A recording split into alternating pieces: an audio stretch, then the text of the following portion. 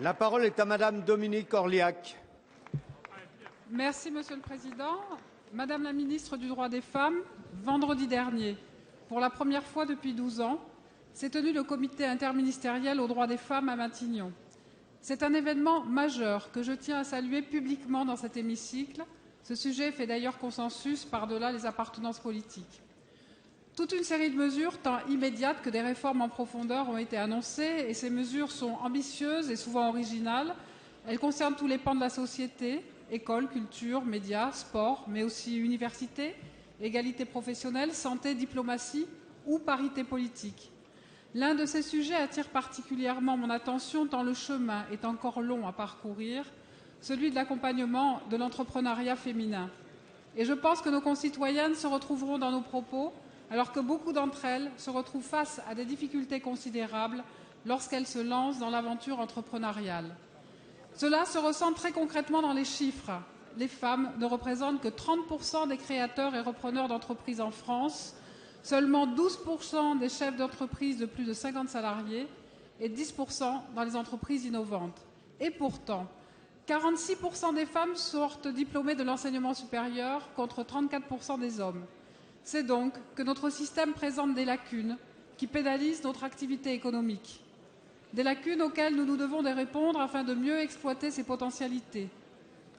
Une étude de l'Union européenne a en effet montré que si la France arrivait à un taux d'emploi des femmes équivalent à celui des hommes, elle pourrait accroître son potentiel de croissance jusqu'à 40%.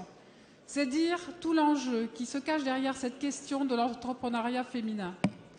Aussi, Madame la Ministre, pouvez-vous nous faire des propositions concrètes pour répondre à cet enjeu? Je vous remercie. Merci. La parole est à Madame la ministre des Droits des Femmes, Najat Vallaud-Belkacem. Monsieur le Président, Mesdames et Messieurs les députés, Madame la députée Orliac, ce que vous dites est très juste. Les inégalités entre les sexes sont décidément partout, y compris dans la création d'entreprises. Elles existent dans la confiance que les femmes ont en elles-mêmes ou qu'on leur donne au moment de construire leur projet professionnel. Elles existent, ces inégalités, dans l'accès au crédit, elles existent dans l'accès au financement des collectivités publiques ou de la Caisse des dépôts.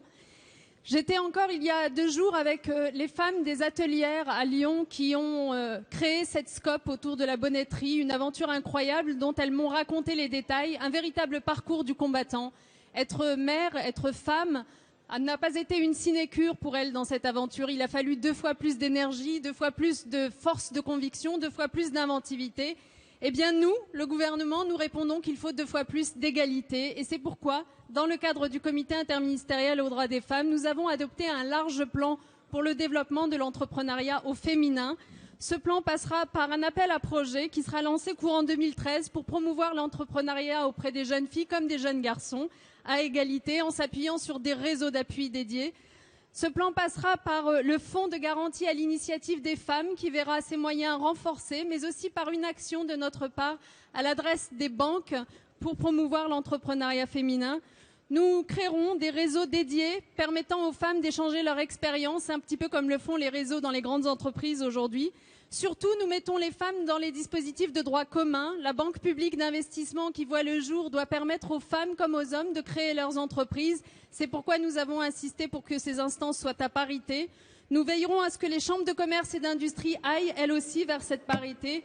Enfin, dans le nouveau service public d'orientation, l'égalité filles-garçons sera évidemment l'une des priorités. Voilà, Madame Orliac, la société que nous voulons construire est une société de l'égalité et de la performance. Merci.